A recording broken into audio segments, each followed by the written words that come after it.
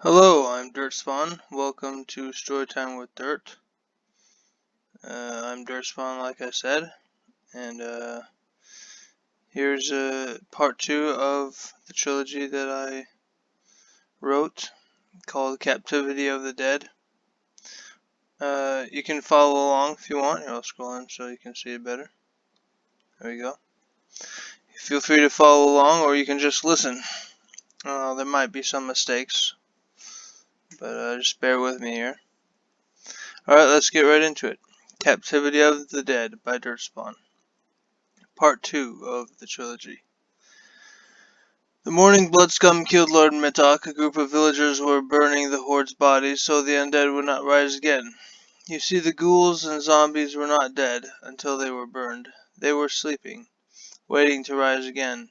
Yet a technomancer, Tika, and her orc companion Tusk found Bloodscum, Dirtspawn, and Mortalica in the bedroom. She said to Tusk, "Tusk, take these two," and Tusk obeyed. They walked back to her master's castle. Tusk strapped Dirtspawn and Mortalica to tables and put wires in their necks and electrical caps on their heads. "Master, we are ready." "And Tika," said Tika. Down came a thick-browed and thick-nosed dwarf who happened to be a vampire. His name was Puzed. His straight red hair was tied back in a clean ponytail. His beard clean-shaved except for a soul patch and sideburns. He wore common clothes with a ragged brown cloak that was frayed and full of holes. "Good, now we wait for tonight's storm. Come, Tika, let me make love to you while we wait, as a reward for your obedience." "Tusk, stand guard, stupid oaf," said Puzed. "But master, I don't like it when you—" Puzed just stared at her oddly. "I'm sorry, master." And she went upstairs to the bedroom and lay in his coffin, shivering, as she had taken off her clothes. There were many corpses in the room, and she did not like being there.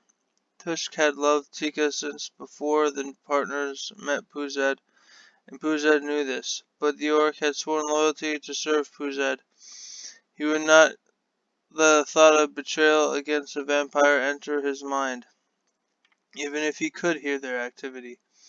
That night the wind blew ferociously and the lightning struck the land. Tika made sure everything was hooked up. Puzed walked down and strolled up to Tika. The dwarf motioned her to lean down and he slapped her as she did. "You were supposed to be in the dining room 2 minutes ago, you white-haired vermin." "Master, I'm sorry," cried the northerner. Tika was very sensitive to pain, and that slap caused her to cry. Tusk stood by in pain because she was in pain. Tika wished Tusk were human, then he would not be so loyal to the vampire. As the two ate, Tusk picked the meat from the bones of the pheasant Puzed tossed away on the floor. Just then they heard a jolt of electricity come from the basement. "I think our guests are awake. Let the lot of us go down and check." They went to the basement and saw the two ghouls' eyes were open. They were calm. "Amazing. Can you understand me?" said Puzed to Dirtspawn. Dirtspawn didn't answer, but he only stared at him through his yellow eyes. "And you, my sweet dear," he said, turning to Mortalica, "are you comfortable?" "Tusk, you idiot! Get the two in that cage now!" shouted Puzed. Tika helped the orc. They put the two in a cage with a double bed, a rug, a bucket, and a table with 2 chairs.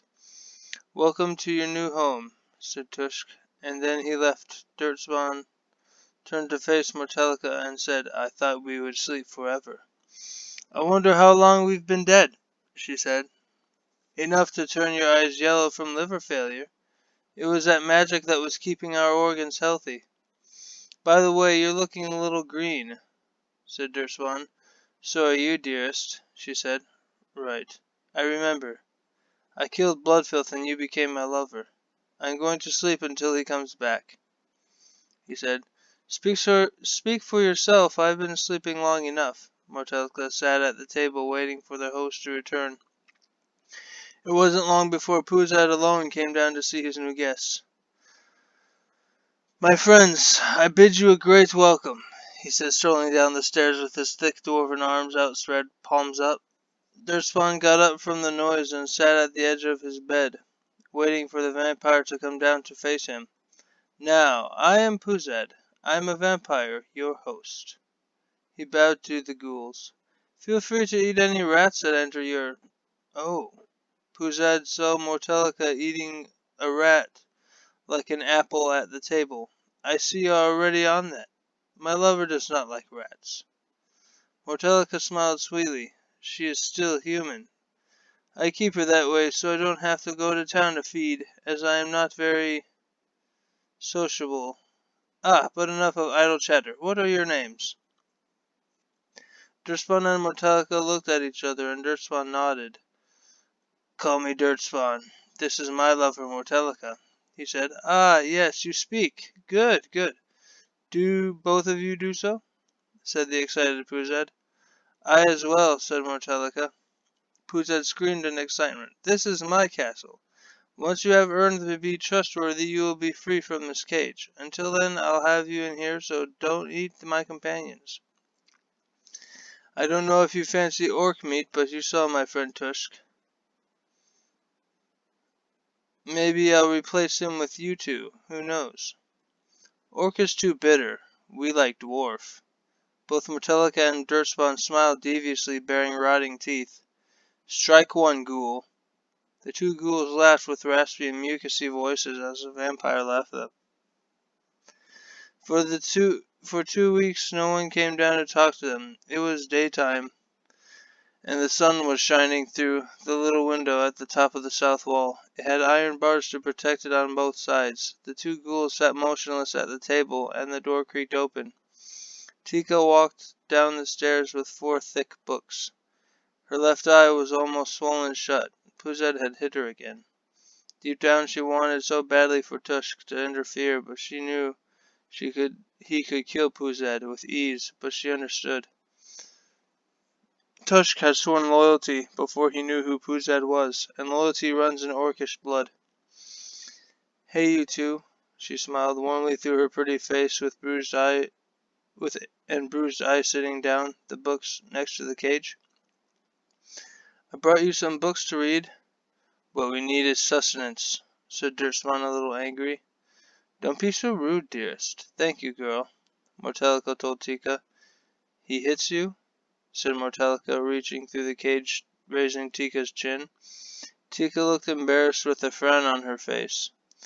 He rapes her, too. Don't tell me you haven't heard the displeasure in her moans at night, Mortelica, stated Dirtspawn. I don't want to talk about it, please. But know if there's anything I can do for you two, let me know. Tika had tears streaming down her face as she got up and scurried out of the basement. She walked up the 50 stairs that ran up the walls before she opened the door. Mortelica shouted, I'll be around if you do wish to talk, dear girl. What is going on with you, love? Asked Dirt. I'm just being kind. You're showing a lot of emotion and concern. Ghouls don't... You're not exactly the perfect ghoul either. Look, you're getting angry, so you're not the only one. Humph, said Mortelica, quite annoyed. What on stalks is happening to us? Our emotions are stronger? I don't get it, said Dirtspawn, confused. Dirt, this is dangerous. Ghouls and emotions are dangerous. Maybe not. Let's let time do the talking and see how we feel then. Perhaps we can relearn to control them, suggested Dirtspawn. Okay, we can do this. Together, said Mortelica with a smile. Then she grabbed Dirtspawn's hands and kissed him. Now, said Dirtspawn, looking at the books, which book should I read first? 4 more weeks passed and Puzed still hadn't shown himself, but Tika and Tusk had visited the ghouls often, more so Tika than the orc. Then finally, on the 6th week, Puzed walked down with 2 beautiful elf women in Verlith garments. They were laughing and blindfolded. Don't speak now, ladies. Ha ha. Ha. Come watch your step. He opened the cage and put them in, then shut the door. You can take your blindfolds off now, ladies. Mistake. There we go. To their horror, they were faced with 2 starved ghouls who were breathing heavily, glaring at the both of them. Dirtspawn and Mortelica rushed in and devoured the 2 women, ripping their clothes They screamed in pain and terror and gagged on their own blood. They choked as the ghouls ripped out their innards and ate them until they were mere skeletons with meaty bits on the bone. And all the while the Poozad laughed maniacally. By the Creator, I needed that, said Dirtspawn, no longer hangry. Mortelica began to weep, but Dirtspawn comforted her. It's all right, Telly. It's all right. We needed to eat. Those women are in the golden halls now. They're with him. Poozad scoffed. Ha! Ghouls that still believe in the Creator. I gave that up long ago. But then I was never quite religious. Oh well, it was a great joy and honor to watch you two rip apart those two women. They came here for sex, but I find greater pleasure in watching one's demise, especially if that one is as beautiful as either of them. But it's all over. Wait, where did you get those books? Dirtspawn started to say Tika. Tush gave them to us, interrupted Mortelica. She knew that the vampire would hit Tika again if he found out. Damn orc, give them to me. Now,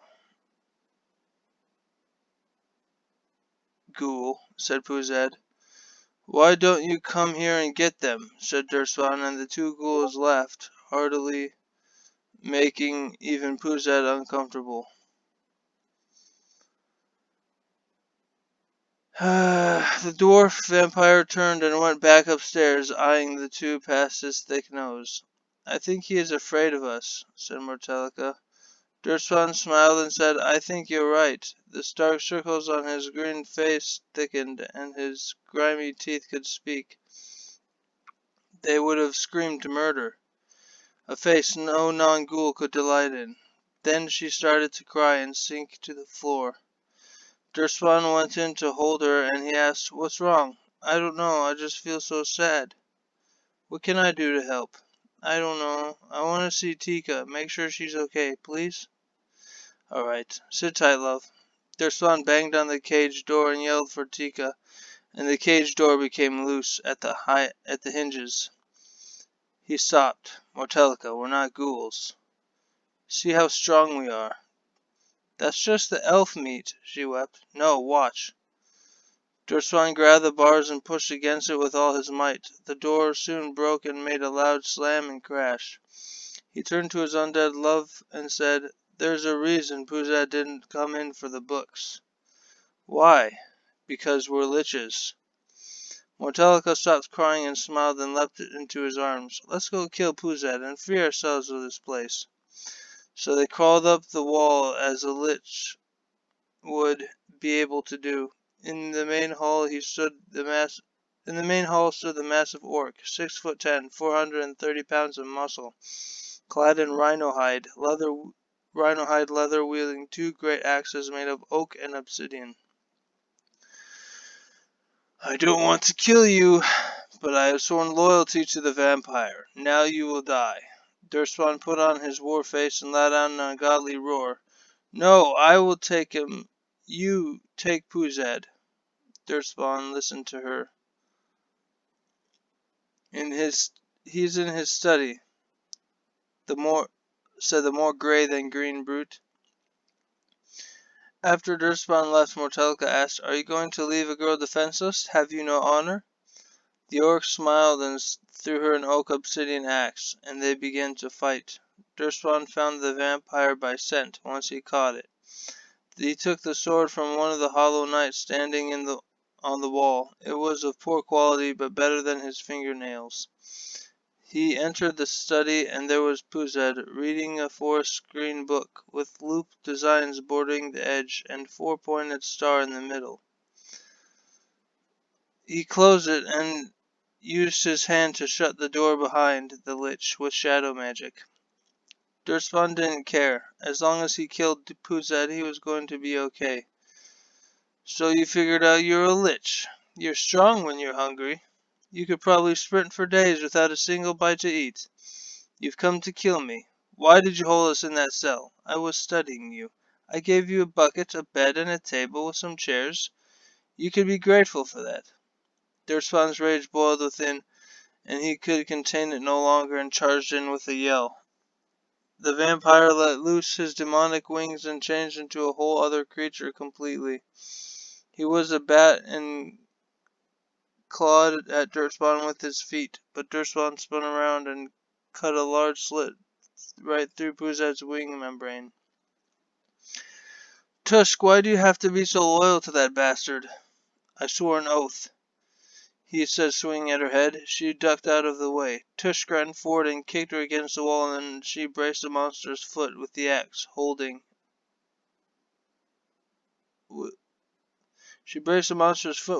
handle, and was strong enough not to be crushed. Not only that, she began to repel him. You are a worthy adversary, Mortelica. I wish we had fought together more, he said, circling his opponent. Wait, Tusk, maybe that can be so. She threw down the axe and said, Dirtspawn will kill your master, and you could swear loyalty to us. We are more powerful than he. Pick up your axe, Lich. I won't. The orc threw his axe down and locked his massive hands over her tiny fists, being only 5'1" herself. Tusk had the advantage. Submit to me and I will let you live. If not, your spine I will snap. Must stall the orc, Mortelica thought as she slid under his legs and kicked behind his left knee. I'm not trying to kill you, friend. I'm stalling you. The fight grew more intense with Puzad and Dirtspawn. Dirt had shredded Puzad's wings like a scorpion. The vampire attacked the Lich with the hooks on his wings. Dirt and Puzad fought for another 3 minutes. The battle was intense as the vampire crawled on the walls. Dirtspawn threw his sword for the final blow, and it went directly into Puzad's heart, paralyzing him. Puzad's body fell to the ground, and he reverted back into the pale dwarf. Puzad choked as he lay on the floor, and Dirtspawn walked over and took the sword. Don't mess with a lich, bitch. The lich cleaved the vampire's head right off, and his flesh burned off his body. He took the adversary's skull and showed it to everyone downstairs. Tika, Tusk, and Mortelica were all there. Tusk took his axes and braced himself on one knee with his axes and said, Dirtspawn, Mortelica, I pledge my loyalty to thee. Arise, friend. We are glad to have you and the Northerner. As you pledge yourself to us, so you pledge yourself to Tika, that no harm should ever befall her. Do you swear on your life and your honor? On my life, on my honor. Well, thank you for joining me for a story time with Dirt once again. That was Captivity of the Dead.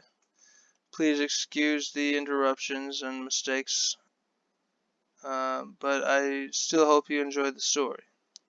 Until next time, goodbye.